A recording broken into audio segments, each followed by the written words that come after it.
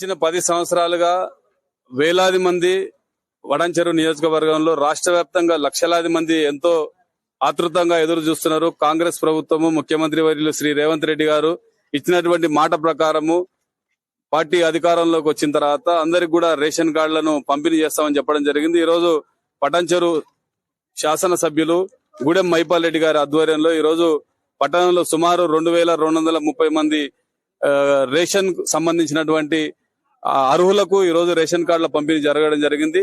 ముఖ్యంగా మహిళలందరూ కూడా చాలా సంతోషంగా వారి ముఖాల్లో సంతోషాన్ని వెలుగులో నింపడం జరిగింది. ఈ రోజు వారికి అట్లాగే రేషన్ కావచ్చు, దానికి సంబంధించినటువంటి అన్ని మాకు ఈ రేషన్ కార్డులతోటి పంపిణీ జరుగుతుందని చెప్పి చాలా సంతోషం వ్యక్తం చేస్తున్నారు. ముఖ్యంగా ముఖ్యమంత్రి వర్యులు శ్రీ రేవంత్ రెడ్డి గారికి, అట్లాగే పౌర సరఫరాల శాఖ మంత్రి వర్యులు శ్రీ ఉత్తమ్ కుమార్ రెడ్డి గారికి, స్థానిక శాసనసభ్యులు గూడెం మైపాల్ రెడ్డి గారికి కూడా ప్రత్యేక కృతజ్ఞతలు తెలియజేస్తున్నారు.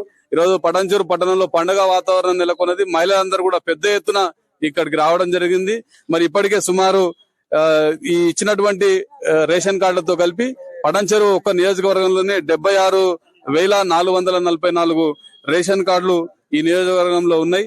మరి రేపు రాబోయే రోజుల్లో కూడా ఈ ప్రభుత్వం సంక్షేమ పథకాలను, సంక్షేమానికి సంబంధించినటువంటి బడుగు బలహీన వర్గాలను ఆదుకోవడానికి, ముఖ్యంగా పేదల వర్గాలకు మద్దతుగా ఈ కాంగ్రెస్ ప్రభుత్వం ఉందని చెప్పి